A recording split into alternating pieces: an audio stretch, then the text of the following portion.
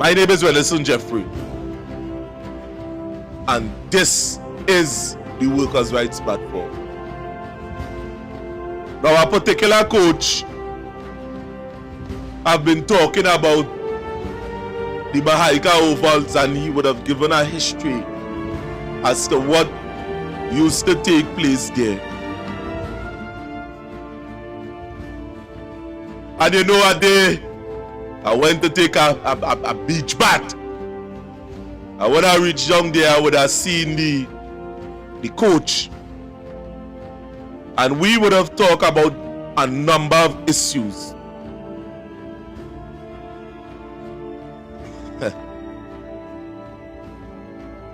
Sometimes I just wonder how the people are Point Fortin like this.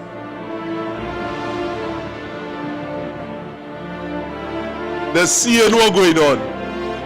They're seeing the type of representation they have been getting from a particular government. But yet still, we see them voting in a particular way. And we just try to understand what's taking place. And we must ask the question, what is wrong with the people in Point Fortin? What is wrong with these people? What Kennedy Richards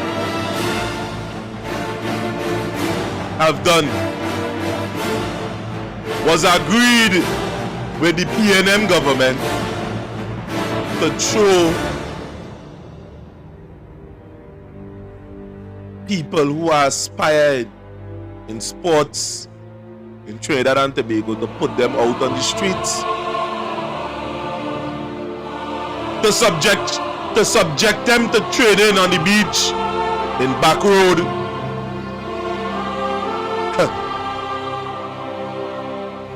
And my thing about this is nobody is saying anything about it. Nobody seems to care. Nobody seems to want to alleviate the situation that is taking place. But yet still, anybody who jump in, because this is a safe seat, they feel they can do what you want. What they want, a matter of fact. Without repercussions. And what we are saying is that these things need to stop. It had to stop.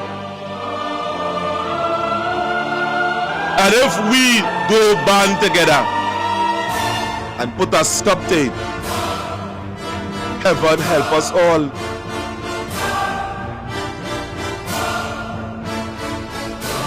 Watch this big stadium. Watch the size and the capacity. State of the art commentator section. Big high rise. But at the end of the day, it ain't doing nothing, because watch, there are people that have various athletic abilities. That is not football alone. Who did that to us? Who chose that for us?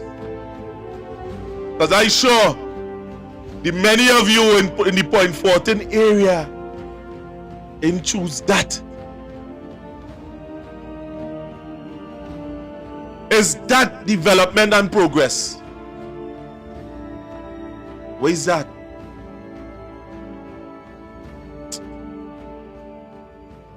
Now we are going straight into the video, and we will come back on the back end and we will chop it up. Or you know how we just do it.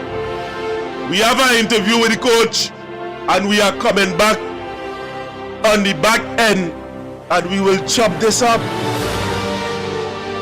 Because this, wow.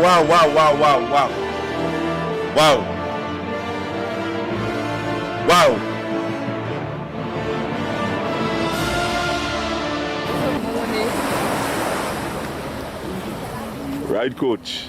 So So tell me, I see you in a council meeting, and I see you on the beach, telling me about the athletes and them that you had to bring and train on the beach. So give me a little summary of this whole thing. Well, this started way back since the Crawford won that first gold medal. And if you can remember, because Trinity just forget, it would appear to me very easy, or things that I want to forget, as a matter of fact. Dr. Eric Williams said he was going to build a velodrome, one in Arima, one supposed to be in San Fernando, and one in Point Fortin. That, however, never materialized after the first one was built in Arima. So we fast forwarding to that. Since the Point became a borough, there was also plans to put an all-weather track in Coronation Park. You aware of that? But these kids here mightn't be aware of it. And it is so much years down the road, from 1979 to now, but in here 40 years or more. And all it was just plans put up on a board, and there's nothing materializing. So nothing for the church, because I would have heard you say something, especially with the council meeting. That stadium could only facilitate one type of sport. Well, Mahika Oval was designed by Clyde Paul against the wishes of the people of Point Fortin to make it a stadium arena, which was also followed up by Kennedy, saying that they want to make their single sport facility. I don't understand that Mahika Oval make all the sport, all the fame that point out from sport, from sporting activity, whether it's basketball, football, cricket. It was born out of Mahika. So I can't see how they want to just do away with the central sports hub or sports facility to create what? A single sport. Where is a single sport? Football. That Mahika was designed specifically for football, which is a nonsensical approach, because on top of that, Mahika is a community ground. Or we could only design it for football. You do away with the basketball, you do away with the track and field. I had to be struggling to mark a track around a football field, barely getting 400 meters. I have athletes that going all over the world, representing the country. And I think it's time we get something better. I shouldn't be on the beach now training my athletes.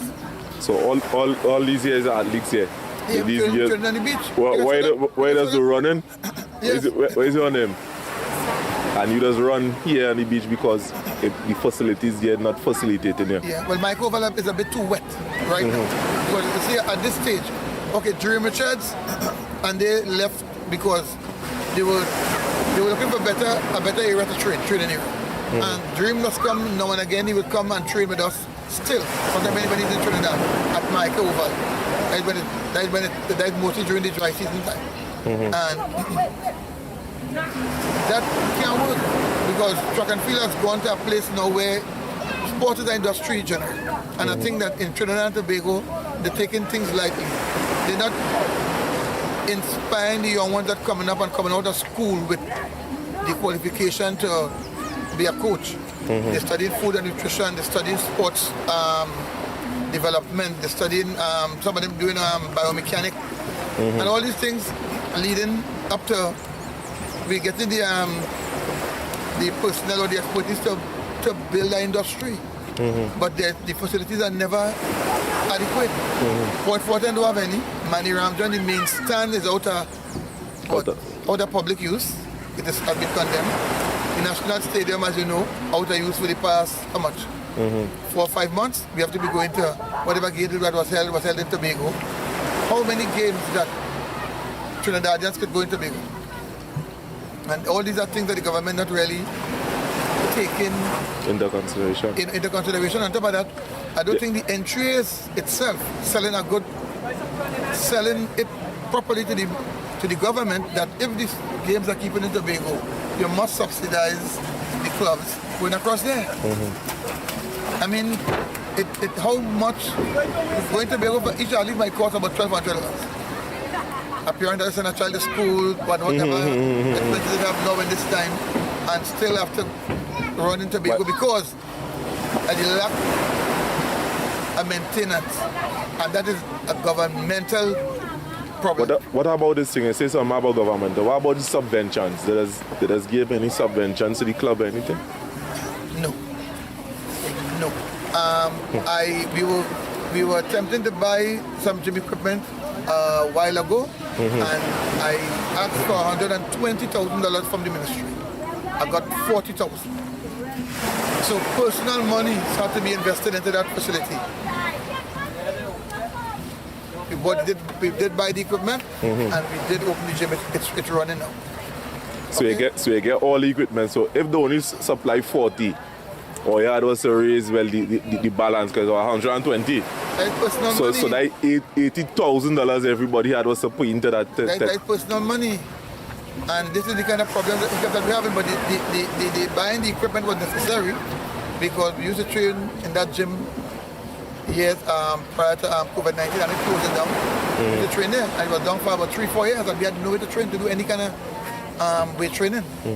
But any coach would know that, especially for sprinters, they need to develop good strength, and then that has to be converted into dynamic or elastic energy in the muscle to facilitate sprint. Power is the rate at which work is done. You must be powerful in order to run fast.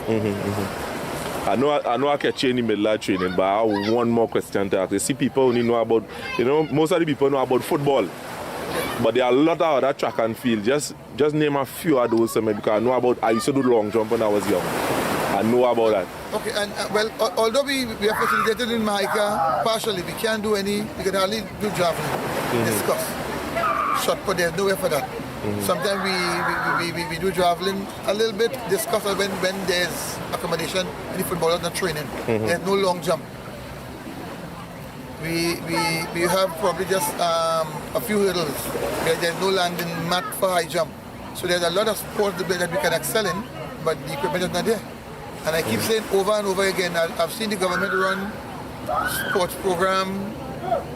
You remember this Ken Butcher sport program some years ago? Right. That was a total waste of money and time. And I keep saying from then to now, that was about 2 years ago, that money should have been invested into clubs that were active and needed help, needed equipment, needed shot put, discus, blocks, hurdles, landing mat. And it's about 20-something million was spent in that Ken Butcher program, and nothing came out of it. This sport, and this next one by Anil Robert, what was it again? Sports what? Sports for Life? Yeah, live sport. Live sport, whatever it is. Live sport. That live sport program is again waste of money. Because all this money come and spend, and the clubs that want equipment, that was needing equipment, still need equipment, and all that money spent. All that money was spent, and half of the clubs that existed all around the country that need equipment, they have no hurdles, they have to beg for a javelin, they have to beg for a discus. So I don't understand what really is the plan and the projection going forward. The next time I decide to come and have a sit down and talk with you, I want you to break down this thing you say about the minister and then Roberts with the live sport thing, and it could have been, you see the money could have been invested into some more vital. But of course. You understand? I want that to be broken down the next time that we think, that we have a discussion. Okay, and this Ken Butcher program that they had years ago, I think it's about 20 million was spent. I mean, and what I say is that this money was spent, but you cannot see any impact at the program that they were running. No impact, none. I'm taking a look at the way that's come and train because of the facility, and this is the beach here. I wanted to show the country where Point Fortin you just would train. This is our substitute training area on the beach. Okay? And we produce them in Augusta, which is big. You see this man running here? These are guys who went with the senior national team. Some of them are gold medalists at Character Games, gold medals or bronze at Character Games. So we actually represented the country well when we go. But I guess this is the remuneration we have. Training on the beach when the savannah is wet. Well, thank you, brother. Yeah, but thanks to you, Ed Loud and Ed Clay.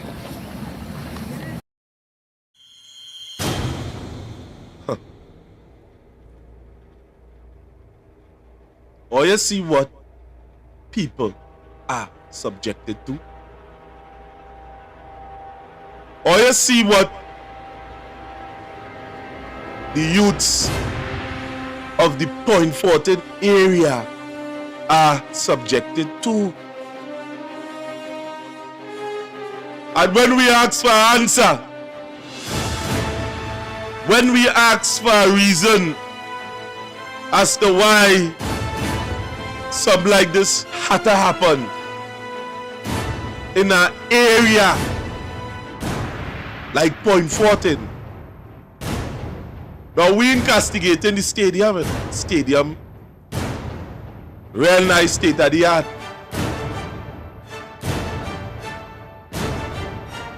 But why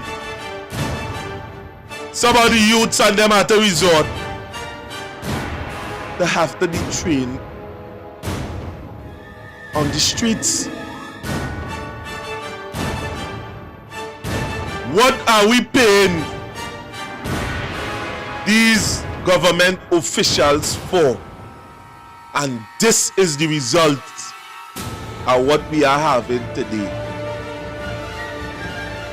Alright, or you want to turn that stadium into a football stadium, state of the art? What about the rest of stadiums? What about the rest of savannas that is around? Why not put resources and develop these things?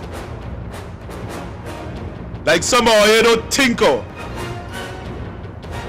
And when we say that Kennedy Richards Jr. is a disgrace to his father's legacy, people, when they see it, they want to cuss me. And it's things like this that we are talking about. This man ought not to see office again. If this is what we take in, and we have to bend back ways sometimes to get ourselves into a job on these projects and them. I know the hustle, you know. I come from the hustle. I'm still in the hustle. I understand the hustle.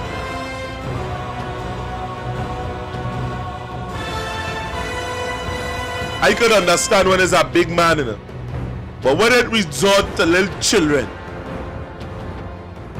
when it resort to where people used to go and recreate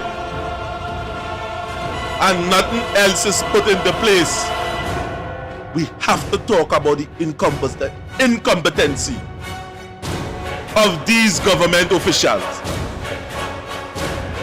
that only want to sit down and take a fat salary and not put out no kind of work for what they are doing. Many of them want to sit down in nice sports cars and take gifts from contractors to secure certain contracts for them. Or you would have heard it. And or you want to send legal notice for certain people. And everybody know the fact. I would have seen with my own eye that particular contractor within question,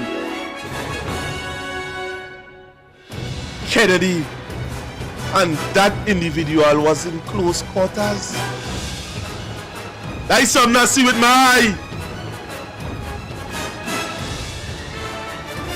And at the end of the day, this is the type of nepotism and the type of representation that you just get. Now with all parties it is a rotten egg, but this thing is too far. It's gone too far.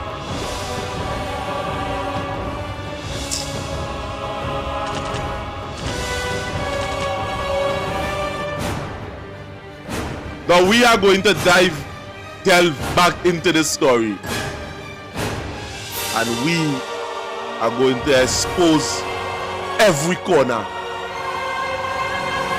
of this story. And the next thing we're going to do is to call this coach. We ain't going to call him on this segment, you know, but the next segment, we go sit down and have a chat with this coach. And all hell is going to break loose.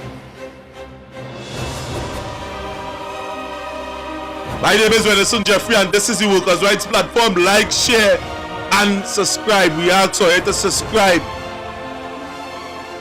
because we are giving you, the people, a voice to voice your concern.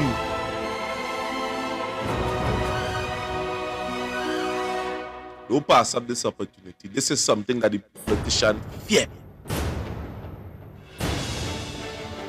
So without further ado, right below the video, you're going to see the subscription button. Press the subscription button. Subscribe to the channel. The one in red, yes, subscribe to it. And with that, people, thanks for listening. And I am out.